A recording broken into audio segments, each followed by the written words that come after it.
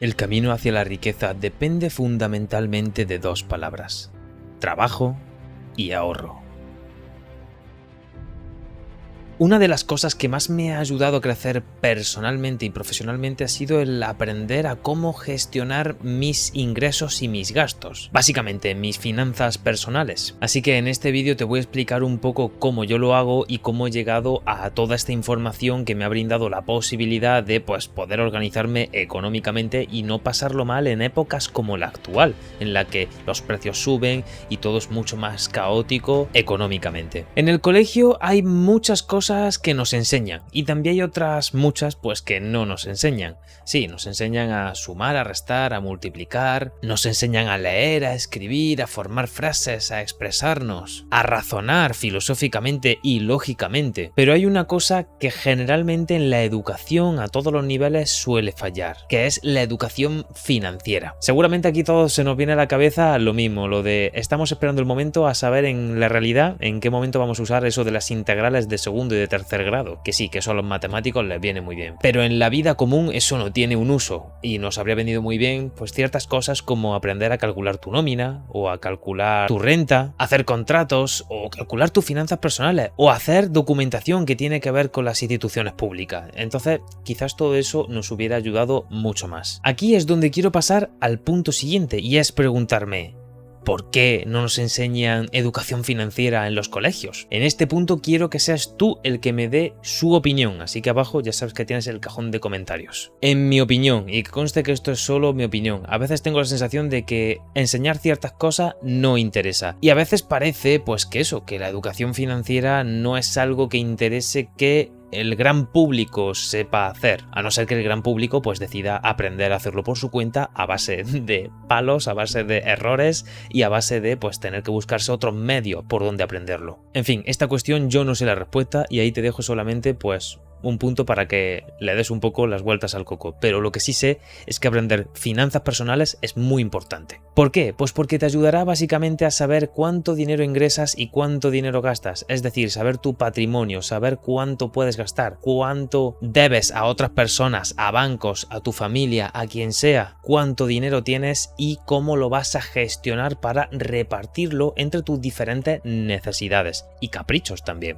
Y en épocas como esta como que se pone todavía más de manifiesto cuáles son las personas que están sabiendo gestionar bien su dinero, sus ahorros y cuáles no. Y si eres un emprendedor digital u offline, da igual, seguramente te des cuenta de que esto es todavía mucho más importante y al final este camino vas a acabar aprendiéndolo porque tu negocio va a requerir que sepas de hacer números. En mi caso, el golpe de realidad ha sido, como seguramente a muchos les ha podido pasar, el momento de independizarse, es decir, cuando sales de casa de tus padres y empiezas a vivir por tu propia cuenta y tienes que tú mismo mantener todas las necesidades que tengas. De repente empiezas a ver cuáles son los gastos reales de tu coste de vida, que se podría decir. Quédate con esta palabra, con esta frase de coste de vida, porque es algo que tendrás que calcular. Independizarte significa empezar a entender cómo es la vida, empezar a entender lo que es ser adulto y empezar a tener que, calcular qué dinero necesitas para comprar comida, para pagar del alquiler, tus gastos personales.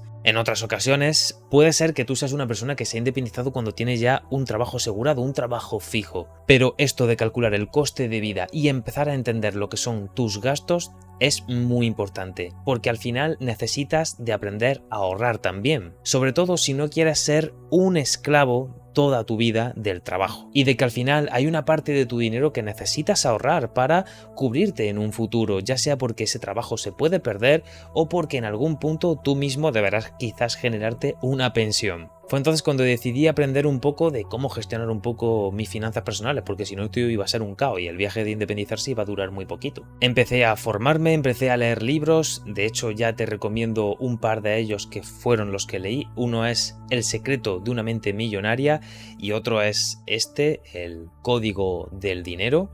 Todos estos libros vienen muy bien para aquello de aprender cómo funciona el dinero. Aparte de leer estos dos libros que te recomiendo encarecidamente que les prestes un vistazo, que te ayudará a entender todo un poco más y a saber cómo organizarte, también leí información de grandes referentes como Warren Buffett, JP Morgan o incluso claves de la cultura judía para entender cómo son un pueblo que tiene una cultura muy ahorradora y muy enfocada a hacerse rico. Todo ello viéndolo como una de las mejores maneras para ayudar a otras personas. En fin, tras todo esto llegué a la conclusión de cómo me iba a organizar económicamente mis finanzas personales. Y la clave primera es: calcula tu coste de vida. Primero debes calcular cuánto te cuesta vivir, es decir, pagar el alquiler, comer, tus necesidades básicas. De este coste de vida, si eres un emprendedor, un autónomo, un freelance, hay que sacar los impuestos fuera. Los impuestos es algo que va antes de poder calcular todo esto. Si eres alguien que trabaja por cuenta ajena, pues esto de los impuestos no tendrás que tenerlo en cuenta. Por ejemplo, pongamos que el coste de vida en mi caso puede ser unos 700 euros.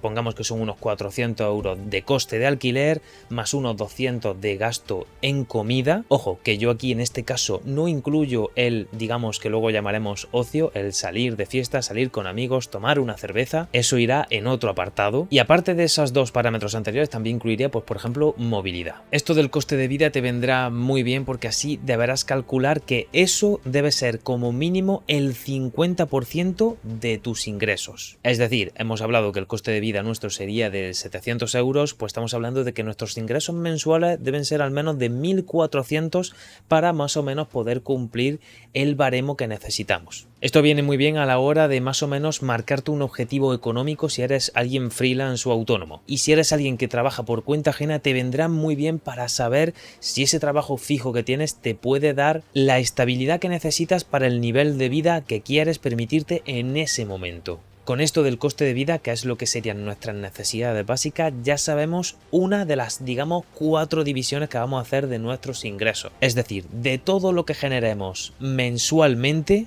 el 50% va a la cuenta número 1, la de nuestras necesidades básicas. En mi caso, las otras divisiones que he hecho es un 20% para ahorro, un 20% para inversiones / formación y un 10% para ocio y regalos o donaciones. Y te explico un poco más cada uno en particular. Esa segunda del 20% para ahorro para mí es un dinero que pongo ahí para ir ahorrando a largo plazo. Un dinero que iría metiendo en una hucha y que, digamos, me olvido de que existe. Me puede servir más adelante pues como un colchón en un momento de necesidad, porque por ejemplo se me rompa algún material audiovisual y necesite reponerlo, pues puedo recurrir a esa hucha, o que si no la rompo y no me hace falta coger ese dinero en ningún momento, a muchos años vista tendré ya un buen monto de dinero ahí acumulado que me servirá, pues quién sabe si a lo mejor como una especie de pequeña pensión que ya he ido iniciando. El otro 20%, el dedicado a inversiones y formación,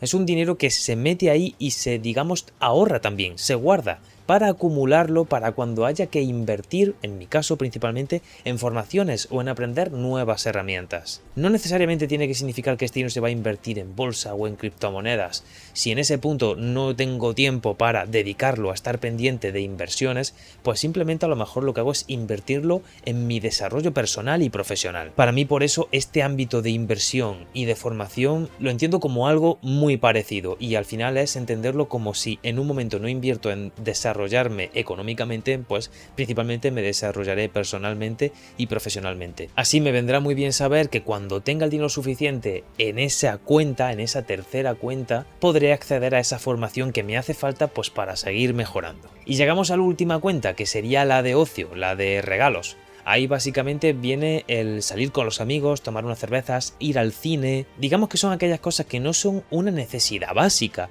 pero que quieres tener tu dinero para poder disfrutar. Así que es una buena manera de decir, vale, lo organizo así y así sé cuánto puedo permitirme mensualmente. Por ejemplo, con vistas al verano, si quiero permitirme un viaje, pues procuraré ir ahorrando en esa cuenta de ocio para poder costearme el viaje y disfrutarlo con la tranquilidad de que luego, pues mis finanzas personales siguen estando en orden. Con respecto a la parte de donaciones y regalos, simplemente te aclaro que es, por ejemplo, si tienes que poner dinero porque quieras dárselo a alguien o para darlo a algún regalo o hacer a algún amigo, pues en este caso yo también lo tengo junto en esta cuenta. Te recomiendo muchísimo que pongas esto en práctica, que si quieres en estas 4 cuentas adaptas un poco más el porcentaje. Yo, por ejemplo, empecé con un 15% de ocio y un 15% en inversiones y formación, pero luego lo he ido variando, así que puedes probar la mejor manera que más te interese. Si te das cuenta, y viene muy bien con lo que comentábamos al inicio del vídeo con esa frase,